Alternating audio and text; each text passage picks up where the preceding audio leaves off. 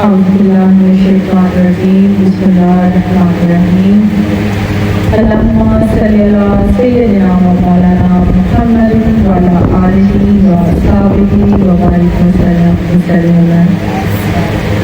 میرے ساتھ مل کے پہلے ایک دفعہ الحمد شریف ایک دفعہ قل هو اللہ شریف پڑھیں. أعوذ بالله من الشيطان الحمد لله رب العالمين الرحمن الرحيم مالك يوم الدين إياك نعبد وإياك نستعين اهدنا الصراط المستقيم صراط الذين أنعمت عليهم غير المغضوب عليهم ولا الضالين. بسم الله الرحمن الرحيم قل هو الله أحد الله الصمد لم يلد ولم يولد ولم يكن له كفوا أحد. بسم الله الرحمن الرحيم قل هو الله أحد الله الصمد لم يلد ولم يولد ولم يكن له كفوا أحد. بسم الله الرحمن الرحيم قل هو الله أحد الله الصمد لم يلد ولم يولد ولم يكن له كفوا أحد.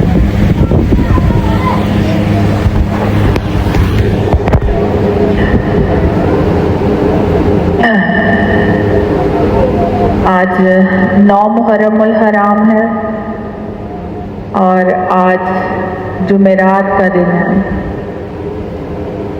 دونوں طرح سے یہ دن انتہائی فضیلت والا، برکتوں والا، رحمتوں والا ہے. جتنا وقت آپ یہاں پہ بیٹھیں ادب کے ساتھ اپنے دل میں اپنی التجائیں عرضیاں لے کے بیٹھیں. پروردگار آپ سب کی جائز حاجات کو قبول فرمائے. اللہ پاک اس بچے کو بھی شاد و باز رکھے جس نے ذکر میں جان ڈال دی اور ذکر حسین کرتے ہوئے ہماری روحوں کو تر و تازہ کیا.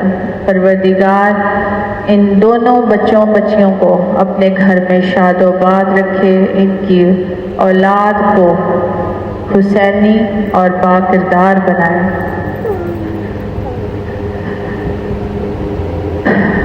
آج 9 محرم الحرام معرکہ کربلا قرآنی اصولوں کی آئینہ دار. آج کے دن جس آیت مبارکہ کا انتخاب کیا گیا ہے وہ ہے سورۃ اخلاص کی آیت نمبر 1 قل هو اللہ احد. آپ فرما دیجئے وہ اللہ ایک ہے. پورے قرآن کا نچوڑ اس آیت میں ہے.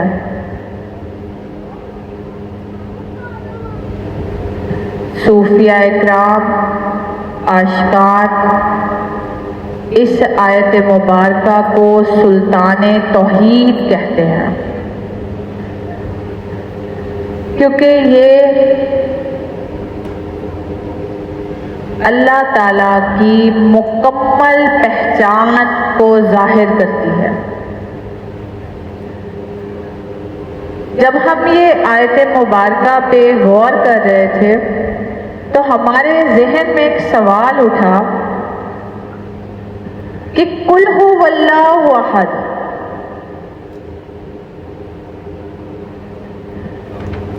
قل کا لفظ ہے آپ فرما دیجئے.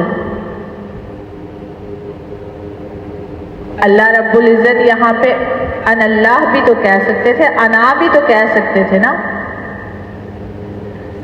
میں اللہ ہوں. لیکن اللہ رب العزت نے اس آیت مبارکہ میں ہمیں ایک سبق دیا ہے. آپ فرما دیجئے اللہ ایک ہے. آپ کون؟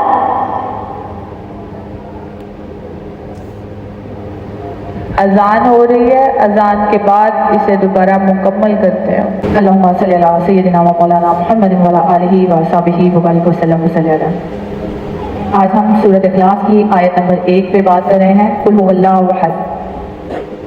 اس آیت مبارکہ کا مکمل خلاصہ الف میم اور عین کی داستان کو بیان کرتا ہے. آج جب بیٹا کلام پڑھ رہا تھا، حالانکہ ہماری ترتیب نہیں ہوتی، لیکن جب کہانی اوپر سے لکھی گئی ہو نا تو تعلقات خود ہی جڑ جاتے ہیں. آج اس نے جن کلام کا انتخاب کیا وہ اس موضوع کے عین مطابق ہے. الف لام میم عین کی کہانی. الف کیا ہے؟ اللہ. میم کیا ہے؟ محمد. عین کیا ہے؟ علی. آج اس آیت مبارکہ میں ہم الف میم اور عین کا ربط بتانے کی کوشش کریں گے کہ یہ آیت مبارکہ میں الف میم اور عین کہاں اور کیسے چھپا ہوا ہے. سب سے پہلے جو پہلا لفظ ہے قل هو اللہ احد. قل آپ فرما لیجیے. ہم پہلے بات کر رہے تھے کہ اللہ رب العزت ڈائریکٹ بھی تو کہہ سکتے تھے ان اللہ. انا کا مطلب ہوتا ہے میں اللہ ہوں. اللہ نے یہ کیوں کہا قل هو اللہ احد؟ اس کا مطلب سب سے پہلے عبدیت کو ظاہر کرنا ہے کہ اللہ وحدہ لا شریک ہے اور سرکار دو عالم صلی اللہ علیہ وآلہ وسلم اللہ کے عبد ہیں، اللہ کے نمائندے ہیں. اور ایک عام دنیا داری میں دیکھیں ایک افسر کا معیار کیا ہوتا ہے کہ اس نے کوئی پیغام دینا ہو وہ ڈائریکٹ لوگوں تک نہیں پہنچا، وہ اپنے نمائندوں اپنے اسسٹنٹ کو کہے گا کہ فلاں پیغام پہنچا دو، فلاں حکم پہنچا دو. تو یہاں پہ پہلا رخ کیا تھا؟ اللہ رب العزت نے ڈائریکٹ کہنے کی بجائے اپنے محبوب کو چنا لوگوں تک پیغام پہنچانے کے لیے عبدیت کی شکل میں کہ ظاہر ہو جائے کہ اللہ اور ہے محمد اور ہے. لیکن اس سے آگے کا راز کیا ہے اب وہ بھی سنتے جائیے گا. اس کے بعد دوسرا رخ نبوت اور امامت کو واسطہ بنانا. ابھی ہم بات کر رہے ہیں نا نبوت اور امامت کیا ہے؟ اللہ کے اسسٹنٹ ہی تو ہے، اللہ کے نمائندگان ہی تو ہے. تو اللہ رب العزت نے جب پیغام پہنچانا ہوتا ہے تو وہ اپنے نمائندگان کے ذریعے سے پیغام پہنچاتے ہیں. اور نمائندگان میں بھی جو سب سے اعلیٰ ترین افسر ہو وہ کون ہے؟ جو نبی بھی ہے اور امام بھی ہے، سرکار دو عالم صلی اللہ علیہ وآلہ وسلم. اب تیسرا رخ کیا ہے کہ اس ہستی کی اہمیت کو دوبالا کرنا. اب ویلیو بھی تو بتانی ہے کہ پیغام پہنچانے والا کون ہے. پیغام پہنچانے والا ہے اللہ کا محبوب سرکار دو عالم صلی اللہ علیہ وآلہ وسلم. یہ دیکھیں میں ہمیشہ کہتی ہوں نا کہ خدا کے کلام کے ایک ایک لفظ میں بڑی گہرائی چھپی ہوئی ہے. آپ ایک کل کو لے کے بیٹھ جائے نا تو آپ کو سارا دن ساری رات نکل جائے، آپ ایک کل کا لفظ ہی نہ سمجھ پائیں اور نہ ہی ہم اس کے راز کھول کے آپ تک پہنچا پائیں. اب اس سے آگے آ جائے احد. کل کا مطلب سمجھ آ گیا کہ اللہ نے اپنے نبی کے ذریعے یہ پیغام پہنچایا. کیوں پہنچایا؟ ایک تو عبدیت کو ظاہر کرنا تھا، دوسرا رسول اور امام کی تعظیم کروانا تھا، تیسرا رسول کو حق ثابت کرنا تھا. اس لیے اللہ نے اپنے محبوب سے کہلوایا کہ آپ کہہ دیجئے اللہ ایک ہے. آگے آ جائیں اللہ احد، اللہ ایک ہے. اب یہاں پہ احد اور احمد اور واحد اس کا ربط دیکھیے گا.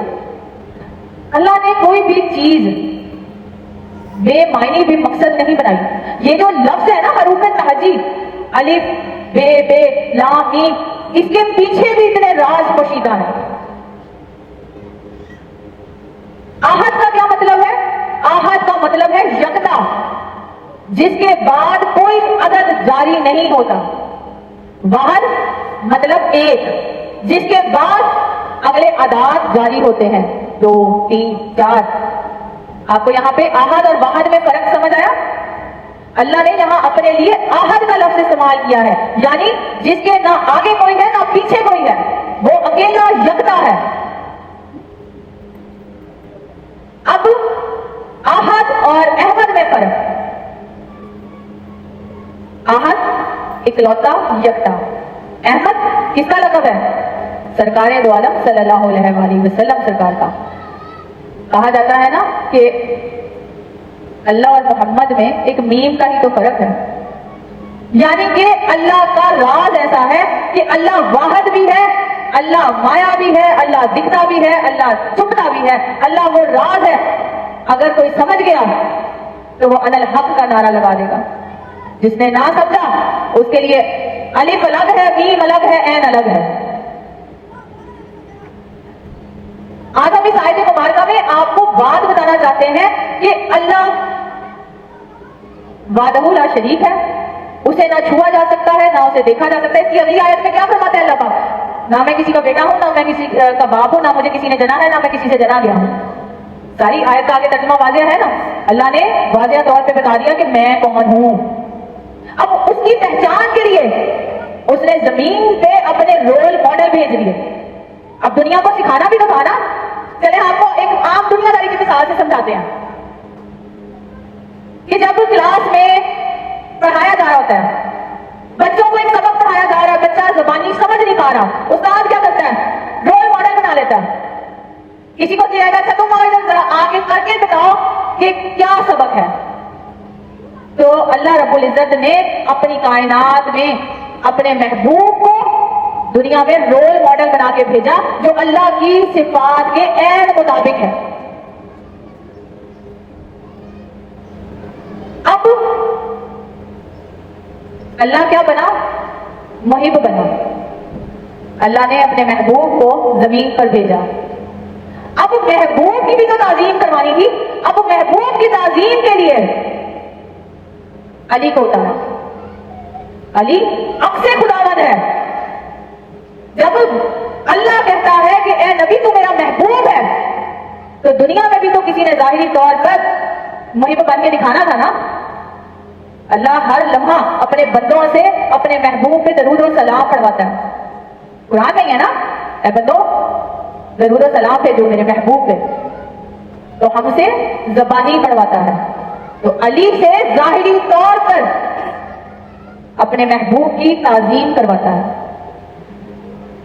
علی کو شیر خدا کیوں کہا جاتا ہے؟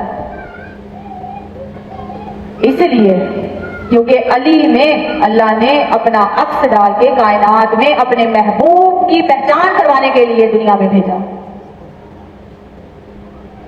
آپ سرکار دو عالم صلی اللہ علیہ وسلم نے کتاب دی، شریعت نافذ کی، اب اس کو عملی طور پر کر کے کس نے دکھایا؟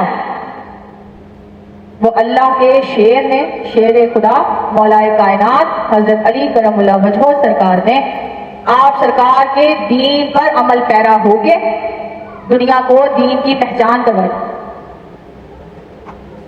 ہم نے یہ واقعہ سنا ہے نا کہ آپ مولا علی سرکار سب سے پہلے چھوٹے بچوں میں سب سے پہلے تھے جنہوں نے آپ سرکار کے دین کو قبول کیا۔ یہ تو ظاہری طور پہ تھا، روحیں تو ازل سے ہر چیز سے واقف ہوتی ہیں، اور جو خاص روحیں اللہ رب العزت تیار کرتا ہے وہ تو ہر چیز کو ازبر یاد کر کے آتی ہیں۔ ایسے ہی تو نہیں، جب سرکار نے جب تک مولا علی کو نہیں دیکھا مولا علی نے آنکھ نہیں کھولی۔ کیا وجہ تھی؟ کیونکہ روحیں واقف ہوتی ہیں، اور جو خاص اللہ نے اپنی پہچان کروانے کے لیے روحیں بھیجی ہوں وہ تو دنیا میں آتے ہی اپنی ڈیوٹیاں سٹارٹ کر دیتی ہیں۔ اب اس آیت مبارکہ کے مطابق ہم بتانا یہ چاہتے ہیں کہ قل هو اللہ احد یہ وہ توحید کی پہچان ہے جو محمد، علی اور اہل بیت نے دنیا تک پہنچائی ہے۔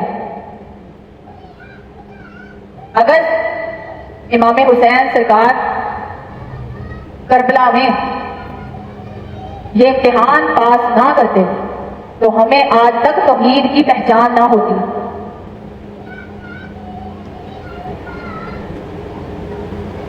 اللہ احد ہے، صرف انسانوں کے لیے نہیں، کائنات کی ہر مخلوق اللہ کو پہچانتی ہے، اور اللہ کے نبیوں کو، اماموں کو کائنات کی ہر چیز، چرند پرند، جنات، حیوانات، ہر ایک اپنے نبی اور امام سے واقف ہوتا ہے۔ انسان ہے جس کو سمجھنے میں عمر گزر جاتی ہے، جب تک وہ اپنی روح کی آواز کو سمجھتا نہیں وہ صراط مستقیم پر چلنے کے قابل نہیں ہوتا۔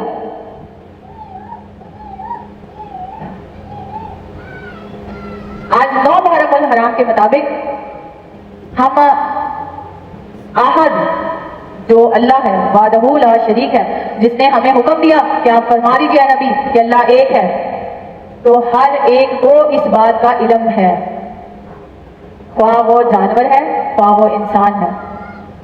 ہم نے ابھی آپ کو مولا علی سرکار کی مثال دی کہ مولا علی سرکار وہ ہستی ہیں کہ جب تک انہوں نے سرکار دو عالم صلی اللہ علیہ وسلم کا چہرہ نہیں دیکھا تھا، آنکھیں نہیں کھولی تھی۔ یہ وہ بلند پایا ہستی ہے کیونکہ انہیں پتا تھا کہ میرا آقا کون ہے، میں نے کس کے ساتھ چلنا ہے، مجھے اللہ نے اس لیے دنیا میں بھیجا ہے۔ اسی طرح ہر وہ جانور بھی اللہ کے احکامات کو پہچانتا ہے۔ آج ہم یوم عاشورہ کے مطابق چند ہستیوں کا تذکرہ کریں گے جن میں ہم سب سے پہلے ایک ایسے جانور کا تذکرہ کریں گے جو ظاہری طور پر تو جسم میں جانور تھا لیکن عقل و شعور میں یزید کی قوم کے لشکر کے لوگوں سے زیادہ سمجھدار تھا، جسے اس بات کی خبر تھی کہ حق کون ہے اور حق کا امام کون ہے اور ہم نے کس کی تعظیم کرنی ہے۔ ہم آپ کو جسے عام لفظوں میں زلجنا کہا جاتا ہے، یہ حضرت امام حسین سرکار کی سواری ہے جن کا نام مرتجز ہے۔ ہم ان کی تھوڑی سی آپ کو کہانی بتاتے ہیں جس سے آپ کو سمجھ آئے گی کہ اللہ کو احد ماننا، انسان جتنا مانتے ہیں اتنا ہی کائنات کی ہر مخلوق بھی اللہ کو احد مانتی ہے، اور اللہ کو احد مانتے ہوئے اللہ کے جو احکامات ہیں ان پر بھی عمل پیرا ہوتی ہے۔ مرتجز کہا جاتا ہے کہ بہت اعلیٰ نسل کا گھوڑا تھا۔ عربوں میں ویسے بھی گھوڑے جو ہیں ان کا بہت شوق ہوتا تھا، لیکن اور اعلیٰ ترین نسلوں کے گھوڑے پالے جاتے تھے۔ تو جب مرتجز پیدا ہوا تو یہ جب چھوٹا تھا نہ یہ کھاتا تھا نہ پیتا تھا، اور دن بہ دن لاغر ہوتا جا رہا تھا، کمزور ہوتا جا رہا تھا، اور کہا جاتا ہے کہ یہ ایک ہی راستے پر اپنی نظریں گاڑی رکھتا تھا۔ ابھی چھوٹا تھا، یہ آپ چھوٹے کی، یہ ہم آپ کو احد کی پہچان بتانا چاہ رہے ہیں۔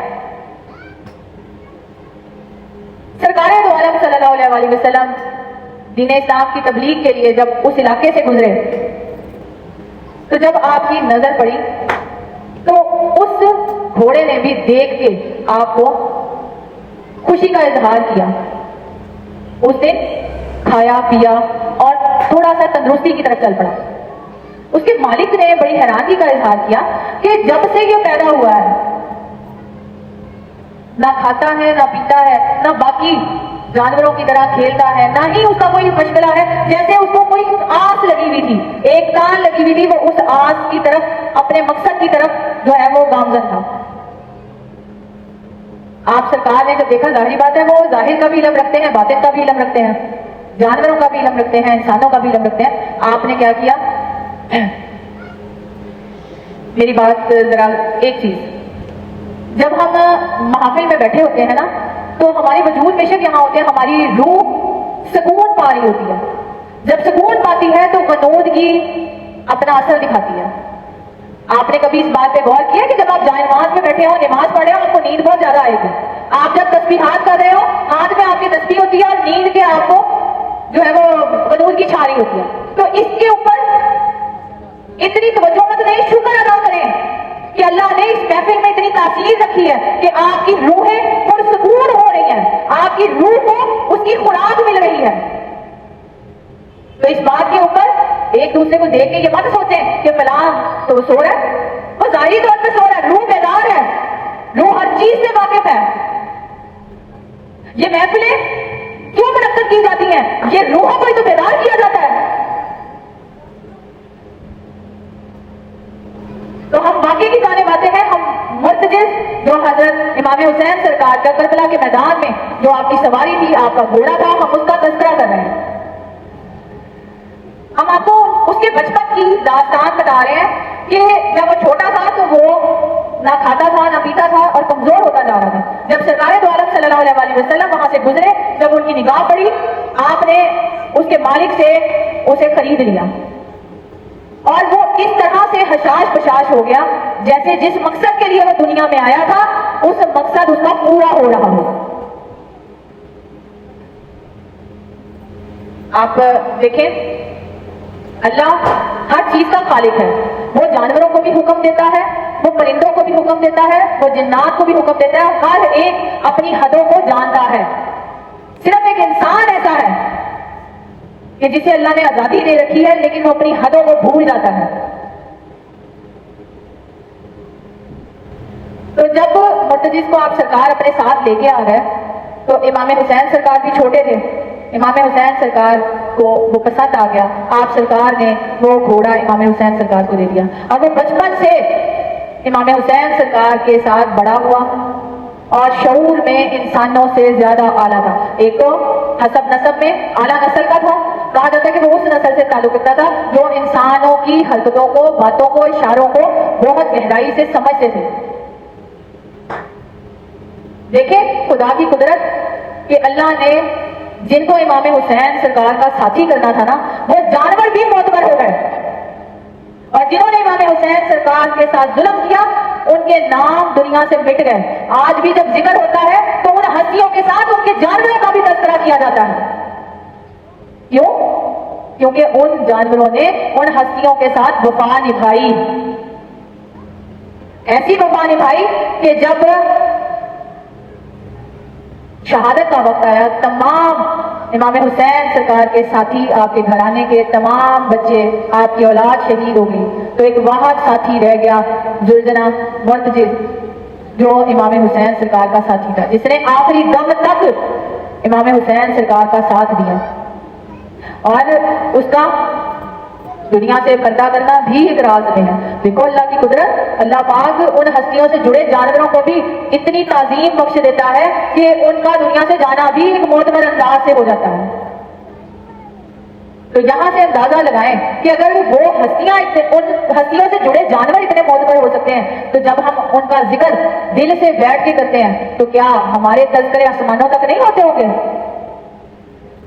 اسی لیے ہم کہتے ہیں کہ جب بھی آپ بزم حسین میں بیٹھیں, کہیں پر بھی بیٹھیں, اپنے دلوں کو, اپنی نگاہوں کو جھکا کے ان کی بارگاہ میں اس طرح بیٹھیں جیسے ایک غلام مالک کی بارگاہ میں بیٹھا ہوتا ہے.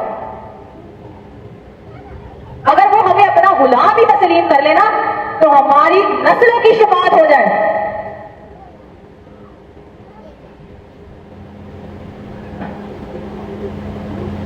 آج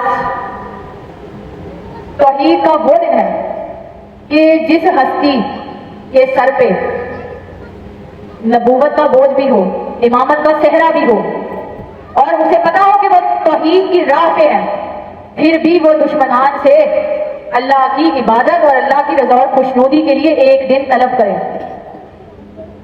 آج کی رات وہ رات ہے جو امام حسین سرکار نے ان سے جنہیں لا الہ کا مطلب تک بھی نہیں معلوم تھا ان سے ایک رات کی مہلت طلب کی, اس لیے کہ میں اپنے اللہ کو راضی کر لوں. اور جس نے اپنی جان, مال, اولاد, ہر شرط قبول کی, اللہ کی راہ میں قربانی دی, ابھی بھی اس کے دل میں یہ چاہت تھی کہ میں ایک رات اور اللہ کی عبادت کر لوں, اللہ کی وحدانیت کیا تذکرہ بلند کر لوں. تو قل هو اللہ احد کی کوئی اور مثال ہو سکتی ہے اس سے بڑی,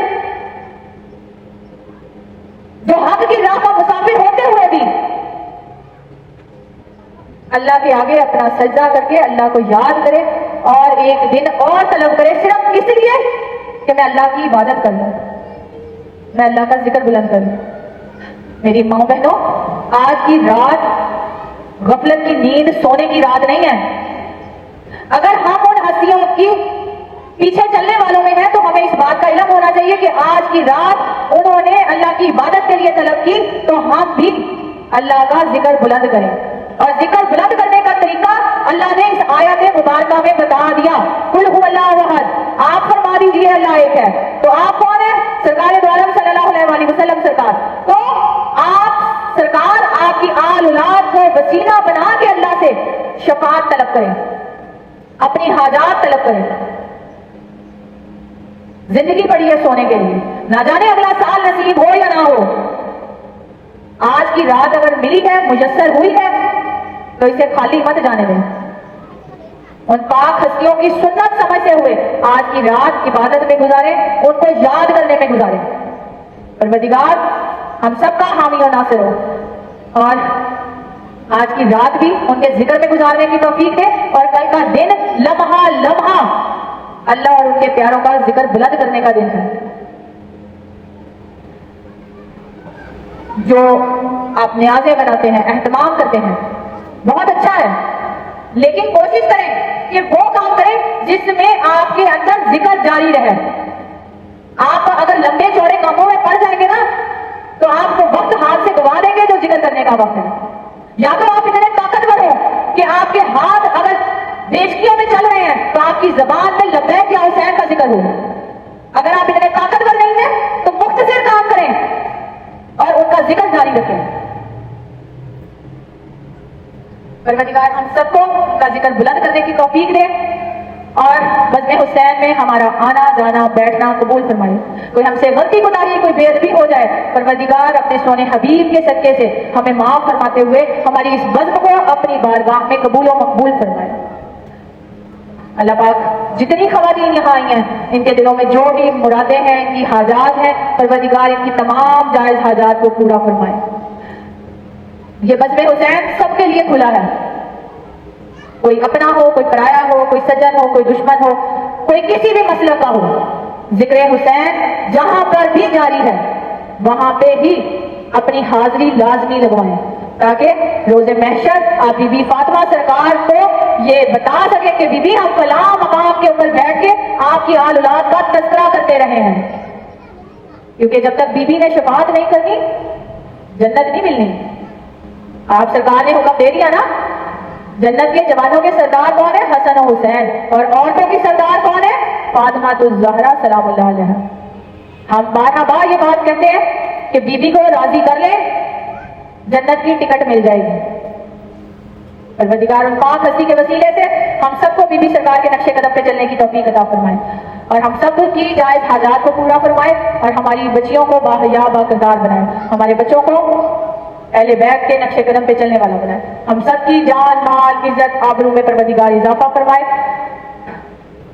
اور جو مانگ سکے وہ بھی عطا فرما پروردگار، اور جو نہیں مانگ سکے، ہمارے دل کے کونوں میں کوئی حسرت باقی ہے تو اپنے پیاروں کے صدقے سے، اس سخی گھرانے کے وسیلے سے ہماری وہ تمام حاجات کو بھی پورا فرما. وآخر دعوانا الحمدللہ رب العالمین. اللہم صلی علی سیدنا و مولانا محمد وعلی آلہ وصحبہ وبارک وسلم وصلی علیہ صلو علیہ وآلہ صلو علیہ وآلہ صلو علیہ وآلہ. لا الہ الا اللہ محمد رسول اللہ.